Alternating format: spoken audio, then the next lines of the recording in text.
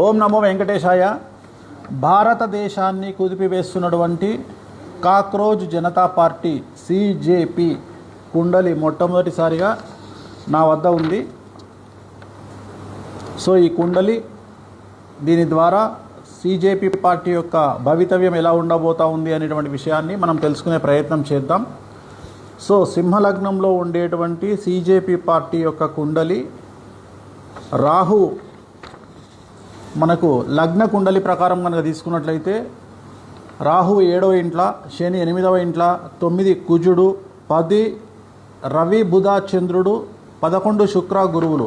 So ఇక్కడ బుధాదిత్య యోగం కనిపిస్తూ ఉంది. రవి బుధుల కలయిక బుధాదిత్య యోగం కనిపిస్తూ ఉంది. అందుకనే విపరీతమైనటువంటి అటెన్షన్, విపరీతమైనటువంటి క్రేజు, విపరీతమైనటువంటి పబ్లిసిటీ వీరికి వచ్చింది, సిజేపీకి వచ్చింది.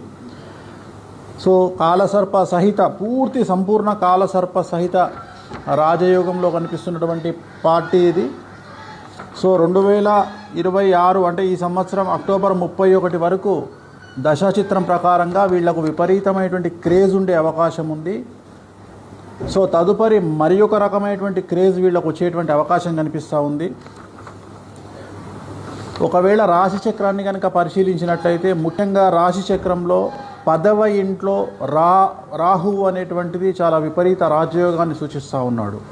సో ఎంత రాజయోగం అంటే వీళ్లను అణిచివేయాలని చూస్తే రివర్స్ అవుతుంది వ్యవహారం. అందుకని వీళ్లను చాలా పద్ధతిగా అంటే కామ్గా వీళ్ళని సైలెంట్ చేయడానికి ప్రయత్నం చేయాలి. కానీ వీళ్ళతోని ఒక యుద్ధకరమైనటువంటి వాతావరణంలో వీళ్ళని హ్యాండిల్ చేయడం కష్టం. వీళ్ళను ఏమంటారు, ప్రేమతో లాలించవచ్చు, కానీ వీళ్ళను అగ్రెసివ్గా హ్యాండిల్ చేయలేం. కారణం రాశి చక్రంలో రాహు 10వ ఇంట్లో ఉన్నాడు, శని 11వ ఇంట్లో ఉన్నాడు, 12వ ఇంట్లో కుజుడు ఉన్నాడు. సో కుజుడు 12వ ఇంట్లో ఉంటే ఏమవుతుంది బేసిక్గా అంటే ఎక్కువగా యాంగ్జైటీ ఉంటుంది. అంటే ఏమంటారు, ఒక రకమైనటువంటి టెంపర్తనం అంటాం కదా, అంటే తొందరపాటు, వీళ్ళల్లో కొద్దిగా తొందరపాటు ఎక్కువగా ఉండే అవకాశం ఉంది.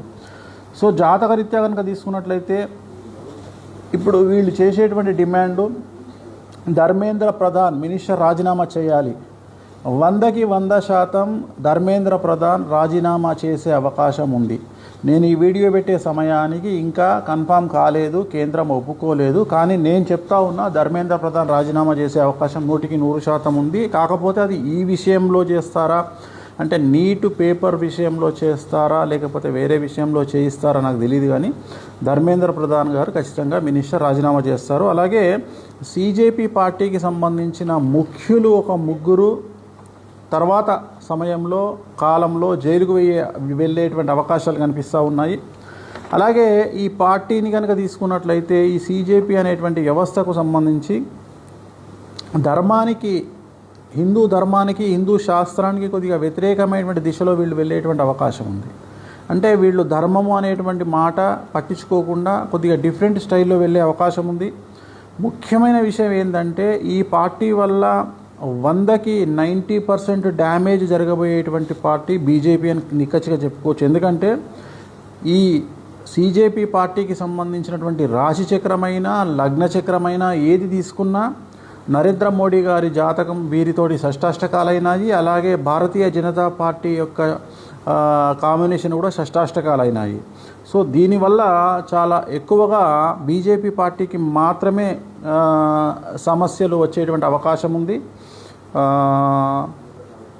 సో ఖచ్చితంగా రాబోయే కాలంలో భారతదేశములో ఎవ్వరూ ఊహించినటువంటి స్థితికి ఒక పార్టీని గద్దెను ఎక్కించాలన్నా, కేంద్రంలో ఒక పార్టీని గద్దె దించాలన్నా ఖచ్చితంగా సిజేపీ పార్టీ 100కి 60% ఇన్ఫ్లుయెన్స్ చేయబోతుంది అని చెప్పడంలో ఎటువంటి అనుమానము లేదు. ఓం నమో వెంకటేశాయ.